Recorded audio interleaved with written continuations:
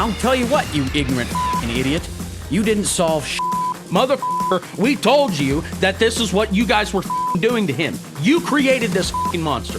Every last one of them. Yeah. With a rusty spork for the rest of their goddamn lives.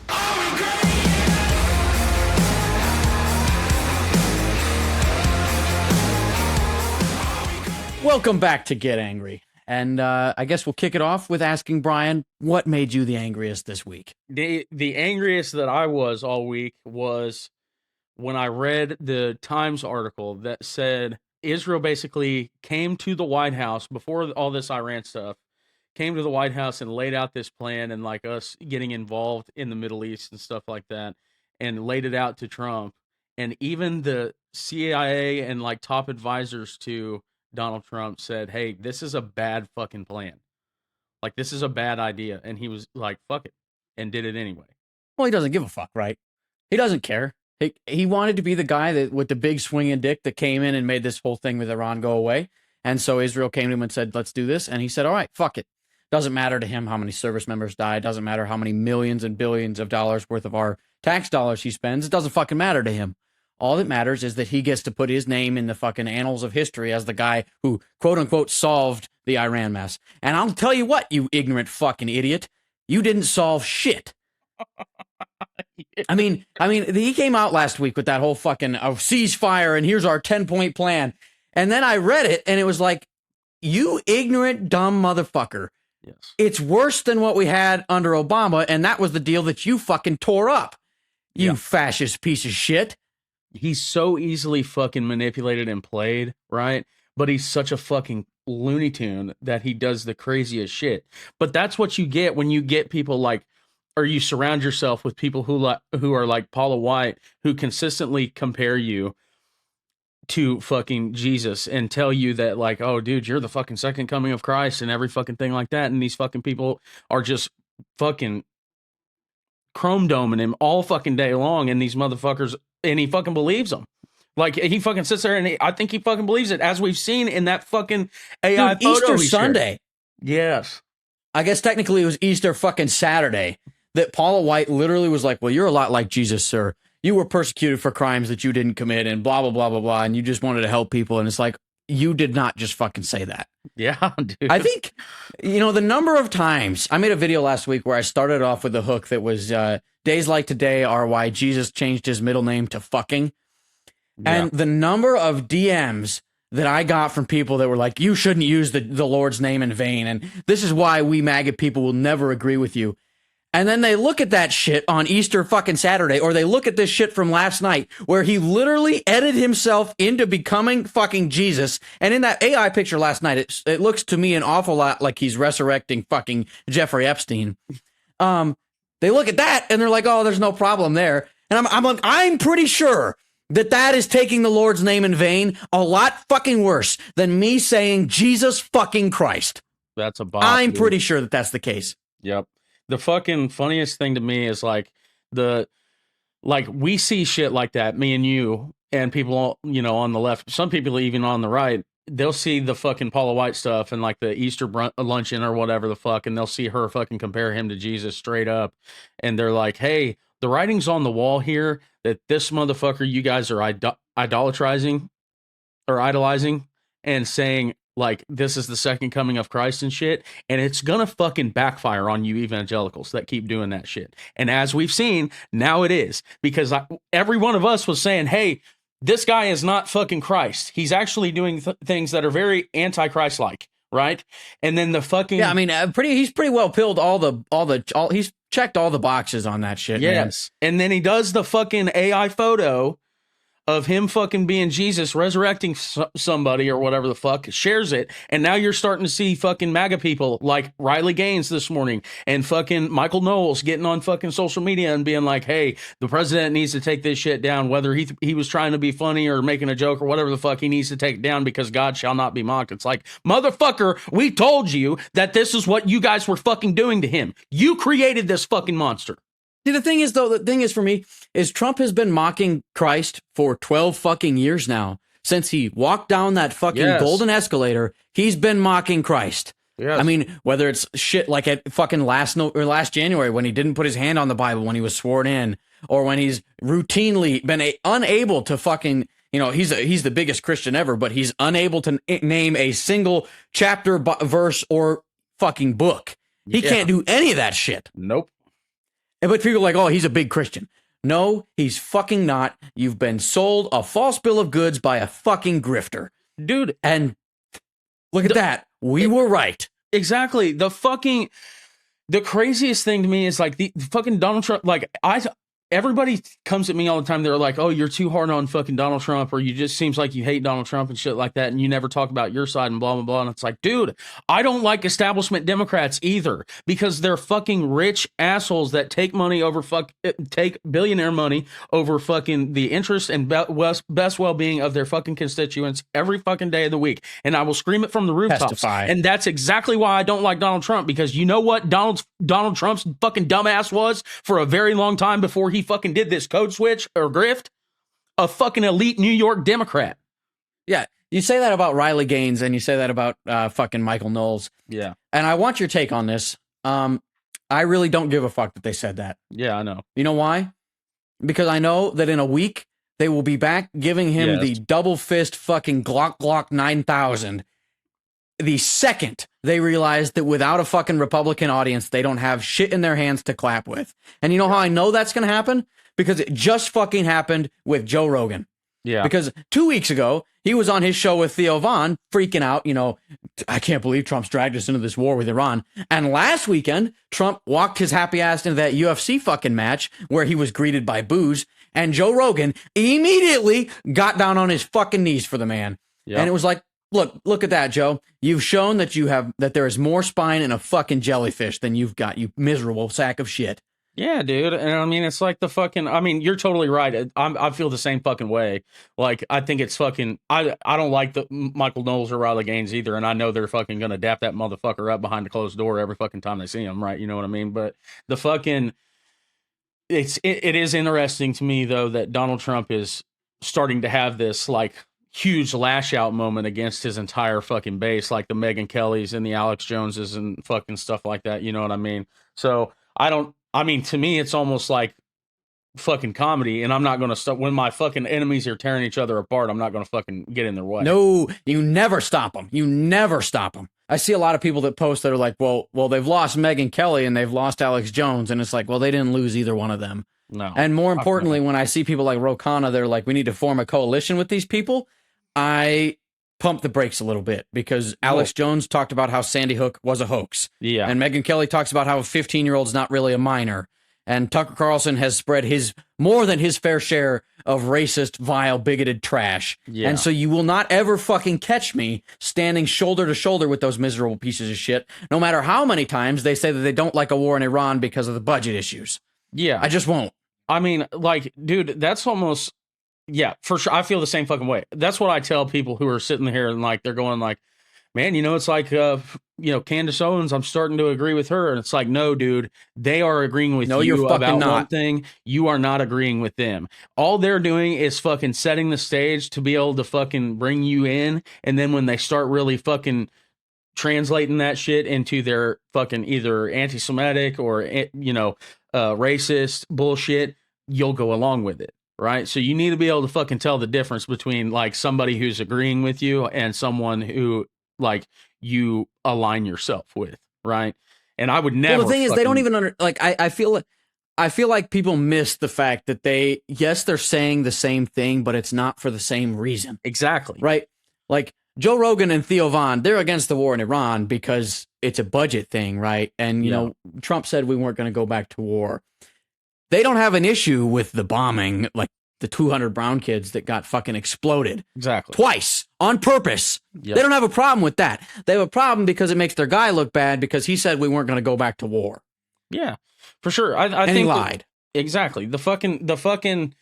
I think when we look back, and as we said this in the pre-pro, but when we look back at like what was the downfall of MAGA 10, 15, 20 years from now, or even longer than that, I think, you can point to certain specific things that happened, like, the debacle of the Epstien files, or like, how he's handled the war in Iran or anything like that. But I think the really big talking point that people will remember is how he's created this environment where now he's lashing out at his own base, and he's like almost mocking the evangelical right that put him on the pedestal that he's on. Yeah, I mean, I think those are the very people who got him elected, right? Yeah, exactly. And the more he mocks them, the less likely they are to come out to vote for anybody. People mistake what one of my goals is. I'm not trying to change their fucking minds. Some of these people, I'm never going to change their minds. But if I can show them forcefully what it is they're supporting, who they're standing shoulder to shoulder with, and they decide, I can't do that, and I stay home, I consider that a job fucking well done. Yeah, that's a win for sure. That's a win.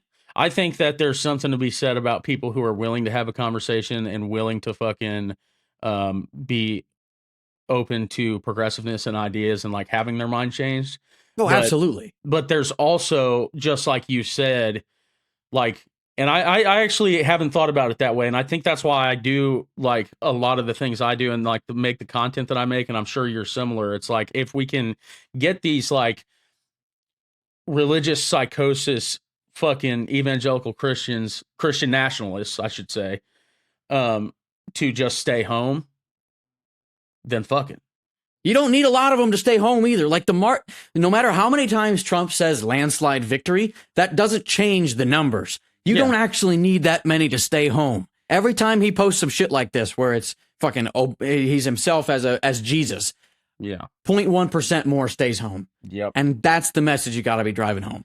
You're never going to get these people to think like we do about this warehouse fire, right? We're like, they're never going to look at that and go, maybe that's what needs to happen. But you might be able to get them to see, okay, the guy that owns that warehouse is a real piece of shit and he's not paying people enough. I shouldn't vote for the guy who's overwhelmingly fucking jerking them off under the table. Yeah, right. Exactly. They're never going to look at it and say, okay, maybe that's the sparks of the revolution, but they might think the other way.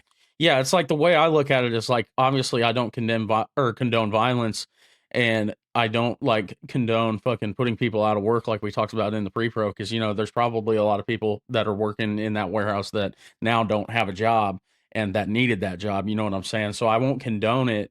But what I will say about it is that you can fucking push people into a fucking corner so much before they start fucking barking back. Well, yeah, I mean, you back somebody into a corner, eventually they snap. Yes. And I'll say this. You know what else put a lot of people out of a fucking job? The Boston fucking Tea Party.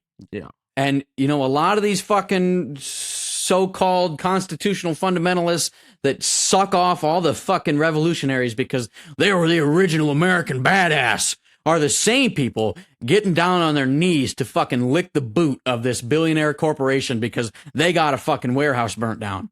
And gotta be honest, I don't have any fucking respect for you if you talk about how cool those original Americans were, and at the same time you're not cheering for this.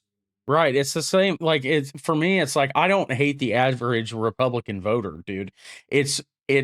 What turns me off so much from them is that, like, there is, and I'm not saying we don't have hypocrisy on our side, but what I'm saying is that, like, the fucking mental gymnastics you got to do to, like, run around and have the mindset that like people on SNAP benefits and welfare and shit like that are taking advantage of the system and they're worthless and don't want to get a job and lazy and all this bullshit. But you don't say a fucking thing about fucking billionaires who are being subsidized by your fucking tax dollars.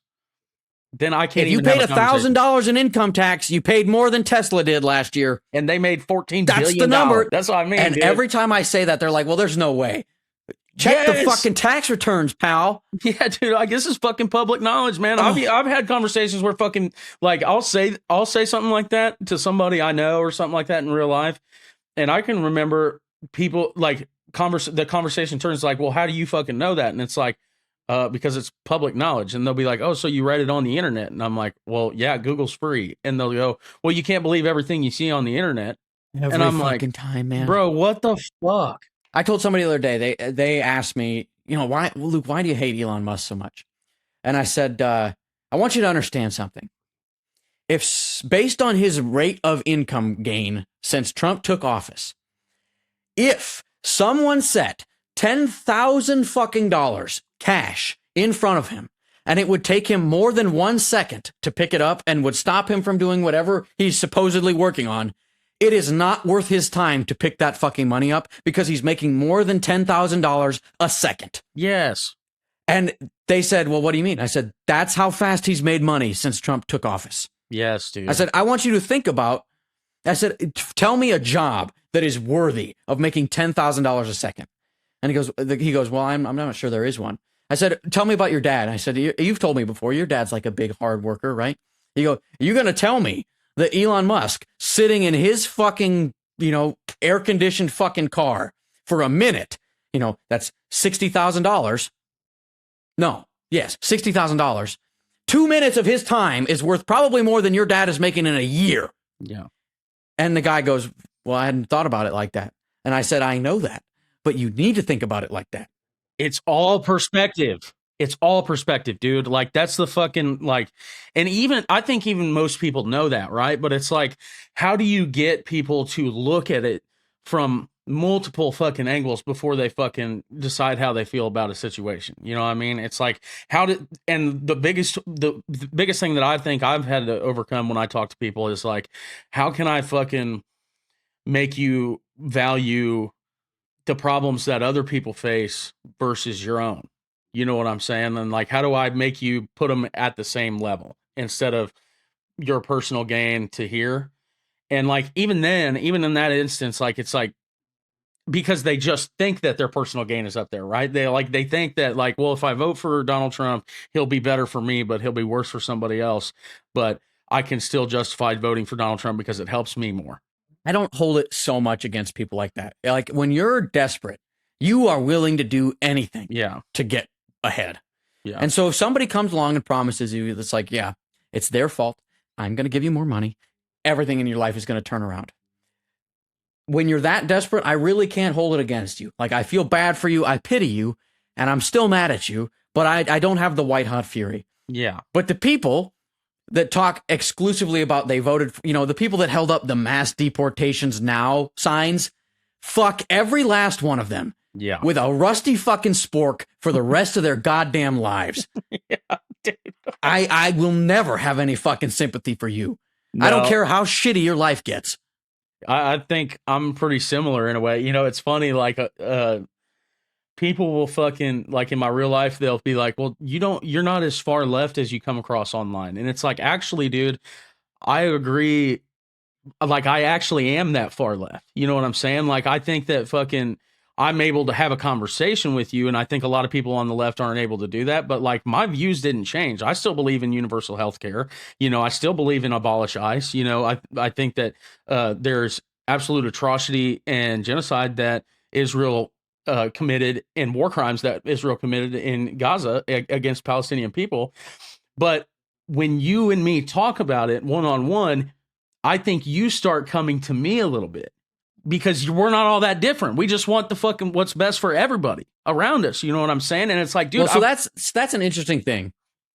Yeah. And I think it comes back to growing up like we did. Because I do the same thing. Right. And I think you could almost make the case that it's a little bit like code switching. Where you're saying the same thing. You're just communicating with them in the way that they're used to. Yeah. Because like, I've been in my hometown and had conversations with people that I would call fucking troglodytes. But I have had conversations with them where we talked about things like universal health care, or where we talk about things like taxing billionaires. And as long as you message it to them in a way that is not corporate fucking Dem speak, they listen to it. They like that conversation where you talk about, Elon Musk is making $10,000 a second. Are you going to look me in the face and tell me that he's working harder in 2 minutes than your dad does in a year? No one. That's the conversation that Democrats need to have. Yes, dude. That's the conversation they need to have. Fucking retweet bar, dude. That's what I'm saying. When we were cannot talk to them about, well, they have $800 billion and we need to tax it to pay for this. No, you make it about them in their fucking life. You tell them, look, Elon's making 120 grand 2 minutes. That's more than you make in a year. Is he working harder than you in 2 minutes? The answer will never be yes, and that will change their fucking mind on it. Exactly. And that's what I'm saying. Like, Democrats have fucking, especially fucking the establishment Dems, have forgot how to fucking talk to people. And they have forgot how to fucking make things personal. You know what I fucking mean? And like, that's what we need to fucking get back to if we ever want to see like our ideas be successful. Right. And like the fucking, I will, like we were just talking about like the people that you won't save, obviously, and that's why we do what we do, and you know, like make the kind of rage baity-ish type of content that we make and stuff like that. But Sure. like in the grand scheme of things, like we're not fucking politicians, right? We're making art, basically. We're making content and stuff like that. So I think we're trying to win a culture war. We don't have time to be, or not just don't have time, but we're not the ones out here trying to pass legislation. You know what I'm saying? We're trying to encourage the people who do want to do that.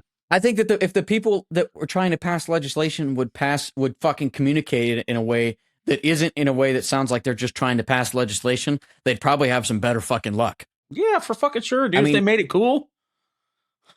If they just talked like normal fucking people Yeah. and said, this is why I want to do this. Yep. You know, like a 2% wealth tax on billionaires pays for a fuckload of things that will help disenfranchised and fucking low income individuals in small towns. And if you just say, this is why they deserve it. And you know, this is what they're doing to you. It will change their fucking minds. Yep. But it's always this like, well, a 2% wealth tax. Well, a 2% wealth tax will do this and this and this. And it doesn't really help you. We're not going to talk about how it helps you. No fucking wonder these people don't want to talk to you. Yeah.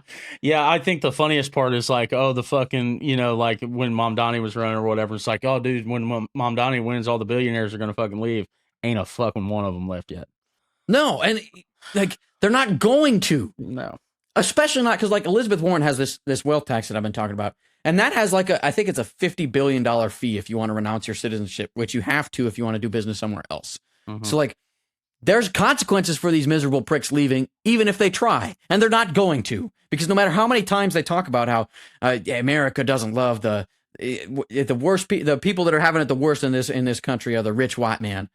They talk about that a lot. They know it's not fucking true. Yep. Yeah, they just use it as a fucking pain point, dude. And it's no different than like what they do with like immigration or like the trans community, LGBTQ community. They use those things as pain points to get people to, and they blow them up, right? And they get people to vote for them, and then they get in office and they're like, hey, they voted for all of us, but we're talking about their pain points, so they'll never know if we're stealing their money. It's a very short-sighted method of governance, right? Because like you can only communicate with the stick so many times before people are like, well, fuck you, you're not giving me any carrots. Yeah. And it never ends. So that's the whole reasoning behind the SAVE Act and all that shit, is because they know that they've governed with the stick for so long that they need to find a way that they don't have to be winning the right way again. Yeah. But luckily that shit's not going to fucking happen. Right. And I mean, people want, they're in fucking trouble. Yeah, people want collective welfare to be good for everyone, right? And that's why we've seen like democracy winning in places where it doesn't, like we don't even think about, you know, like the Hungary election where. Well, that's JD Vance's fault, man. Yeah. That fucker's got the cheese touch. The cheese touch. That fucker, I mean, he talked to the Pope, the fucking guy croaks. He goes to Pakistan for a week, and those negotiations go out the fucking window. Then he flies to fucking Hungary to campaign for Orban, and that guy gets his ass handed to him like a fucking hat. Yeah, dude. And he's got the fucking cheese touch. Yeah, dude, it's crazy. And the fucking, you know, we keep seeing it, though, right? Like the fucking Wisconsin Supreme Court seat getting flipped and stuff like that. Right. You know, like I think people are at least starting to feel like the Democratic Socialist side of the Democratic Party cares about people and wants to see people in every place be successful. You know what I'm saying? So I think there's they do, right? Like, yes, and they absolutely do. Even with like what you were talking about, Mom Donnie, right? Like, what I think he filled like thousands of potholes in like a week. It's fucking ridiculous. Something that could have been done long ago. Exactly. And dude, and just hadn't. My point is, and there's childcare Yes, my whole point to that stuff is like the shoveling snow, the filling the potholes and stuff like that. People are like making these stories and they're grateful for these stories over potholes and snow shoveling. Those are two very, very minor things that just improve people's life. And look at how much happier they are for it. Imagine if you did mass scale things that helped out. Exactly. Yes. Imagine if a president did something that actually fucking helped people, man. You know what else I like about Mamdani? Is that he wasn't he wasn't born here. So he can't run for president of the United States. He has no further ambition, maybe like governor or something like that, but he has no further ambition to like be governing over fucking the entire law of the land and hold the Oval Office. He just cares about New Yorkers and New York City and wants to see them be successful. Well, I think that's proof that he, like you were saying, that he cares about people, right? Right. Like the reason he's doing all this shit is not because it's a stepping stone to something bigger. Like he saw an issue, he wants to help people, and so he is. Yep. And like anybody who has a fucking problem with that, I have to ask, is it the skin color? Like, is that the sum total of your reason of your problem with Zoran Mamdani? Because I find trouble finding any other fucking issue with him. Yeah, I think that's why you saw like Trump Mamdani voters, right? You know, like people that had voted for Trump, but also voted for Zoran Mamdani because he spoke to them in a way that was like, I'm going to help you. You know what I'm saying? And like the only people I think that don't like Mamdani or didn't like Mamdani is the fucking cultish far right side that is racist. Right. And they're like, well, he has a name that doesn't sound white. So I'm not going to vote for him. Exactly. And that's like the Republicans like fucking Andy Ogles and fucking, Tommy Tuberville or whatever the fucking Randy Fines. Yeah, Randy Fine. Yeah, all those people that are just like clearly racist towards brown people and like anti-Islam. That's it. So a little bit of a hard pivot here, but Brian, what'd you think about Melania's statement last week? I was hoping you were getting ready to say that. That's the fucking one. I thought that was probably the weirdest fucking thing that I've seen out of this whole administration because it was totally unprovoked. And also, a lot of people don't know this, but Donald Trump did not know she was giving that press conference before she did it. Practically none of the people in the White House knew. So she just unprovoked. Like she basically was just like, I need a room and a camera. Yep. Unprovoked went out there and was like, I'm going to speak to the American people and give a statement. And everybody's like, nobody in the White House even fucking knew it really. And everybody outside of the White House, like the listener, was just like, what the fuck? Where'd this come from? And it is fucking suspicious as fuck. So she's distancing herself from the Epstien scandal and from all of this, right? While the rest of the White House and the Department of Justice has been kind of scrambling as to what it looks like covering something up. And she's like, hey, I ain't got nothing to fucking do with this. And that's her fucking, like, she's the first lady, right? So, like, you would think that... That's her fucking husband, man. Exactly. Like, how she's fucking going about this looks to be quite the contrary, or her pulling away from not only the White House and the branch of government that sits there, but her husband. Well, I mean, I would bet dollars to fucking donuts they haven't slept in the same bed in 10 fucking years. Oh, but yeah. But like, I agree. She's doing the old get the fuck away from me. She's doing a long step. Yeah, man. The thing is, though, I don't get it because the whole fucking time she's like, I did not know Ghislaine Maxwell. I did not know Jeffrey Epstein. And then there's like fucking photo albums of the fucking three of them standing around together. Yeah. I don't know what it is with people with the last name Trump and pictures with Epstein, but there's a fuckload of them. Yeah, and it's really fucking weird. Part of me thinks that they're gonna haul Pam Bondi's ass in front of Congress, and she's gonna fucking sing like the canary. And yeah, I mean, we talked about. Part of me thinks that Melania thinks that's gonna happen. Yeah, I think that we have. Well, that's actually interesting. I hadn't thought about that. The fucking like it would make a lot of sense that she knows that somebody's getting ready to talk within the administration, and she goes. She wants to be able to fucking distance herself from that. And I mean, like we've talked about how we think that like people within his administration, as soon as it starts going really, really south, will start telling on him like they did in the first administration.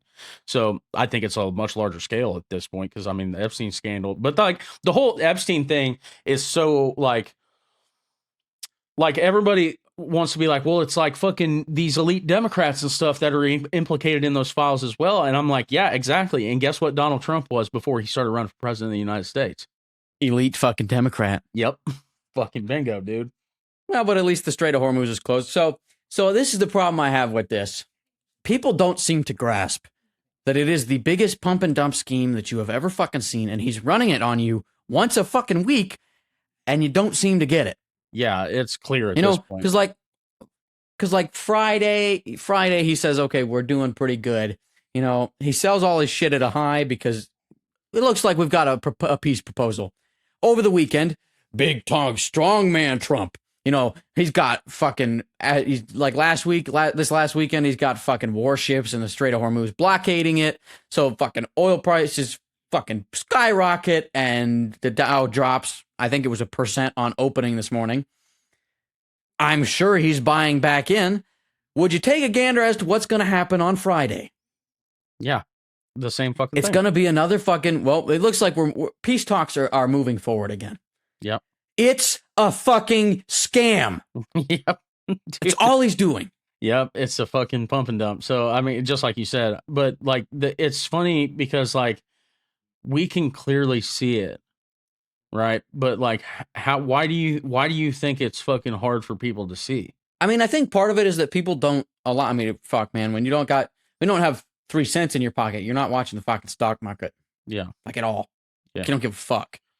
Exactly. And I think it's also to their credit, they are a little fucking, you know, they're good at hiding it, right? Like it's not like they're coming out and saying I place trades on this and this and this. And, you know, they're a little bit like they've got Don Jr. and Eric are buying into U.S. drone manufacturers, but you have to look pretty far back to see when Trump banned foreign drones, right? Like it is a little harder to see. But at a certain point, his taco scheme gets old regardless of the fact that he's making money on it. There's only so many times he gets to say war, then not war, before it gets fucking old. Yeah. I am pretty well fucking sick of it. Yeah, we're fucking fed the fuck up. And I think, dude, like that's where, for me, I think people, especially like in, you know, our communities and stuff like that, and I don't know if you feel this a similar way, but I think a lot of people that would consider themselves on the right, like in my hometown or like in small towns that see my stuff, they're like, well, you just spend too much time talking about like the big problems, right? Like the war and like stuff like that, when you could be focusing on things that are helping or like going on in your own community. And I'm like, okay, sounds good. I think that these big things do affect you in these small towns. Like that's what I'm saying. Like this war in Iran affects you because gas prices are up. And now the single mother who already is working 2 fucking jobs in a small town like this because one wouldn't pay her enough to be able to fucking feed her kids or put them in fucking daycare. And there's no fucking benefits. Now can't afford to put fucking gas in her car to get to that fucking job. They seem to be willfully obstinate about seeing the problems that he is purposefully causing them. Yeah, I mean, think about small towns and like fucking rural hospitals. Like that motherfucker just came out and said that he's seeking $1.5 trillion for a defense budget for the next fiscal year. Well, where the fuck do you think they're going to find that funding from? They're going to cut Medicare, they're going to cut Medicaid, and they're going to cut Social Security and like other fucking social programs like that. And when they do that shit, rural hospitals in rural areas like ours start shutting down. They already fucking are, man. Yep. Good fucking luck to you if you live in a fucking town with less than 2,000 people. Good fucking luck to you having a hospital within 30 minutes. Yes, dude. That's the fucking problem. Like, I'm fortunate enough that I live in a town of fucking 3,500 people, and we actually have a hospital. But I don't even know if we have an MRI machine anymore. I know for sure we don't have an AMRI capability, and I'm not sure. I think we have a traveling MRI, actually, that comes through, like, rural hospitals, you know, like once a week or something like that. But well, that program will get cut, I'm sure. Yeah, exactly. It's like, dude, we're hanging on by fucking threads already. It shouldn't be that hard for a president to say, okay, you know what? Everybody should be able to get to a hospital. There's no need to cut fucking programs that make it so that they can't. Yeah. And yet he would sooner fund a fucking military to have bombs to bomb brown people than have a hospital that you can go to reasonably quickly. Well, I mean, he said it. He's like, those dude, are we his can't. fucking priorities. Right. He said that word for word at the fucking Easter luncheon. He's like, we can't pay for daycare. We can't pay for Medicaid. We can't pay for Medicare. We can't pay for all these social programs. The states have to do it because we're too busy fighting wars. Exactly. He said it word for fucking word. He said that shit verbatim. Yes, and that's what I'm saying. Like, I was not fucking para fucking phrasing there. That motherfucker said exactly what I just said, word for word. And that's what I'm saying. Like, this motherfucker doesn't give a single shit about people in small towns and stuff like this. He used them. No. He used them and exploited them to get them to fucking vote for him so he could fucking profit billions of fucking dollars off the presidency. And he's already went up net worth $4 billion in the first fucking year. You know, I feel like we've covered our wraps here, but so in order to wrap this, I'd like to give a shout out to our guest from last week, Yumiverse, who the clips from which have blown the fuck up. But she so eloquently put it as Trump uses people like cum rags. Yes. And that is exactly what he's done to everyone in this fucking country. Yep. He has used you and thrown you away. Yep.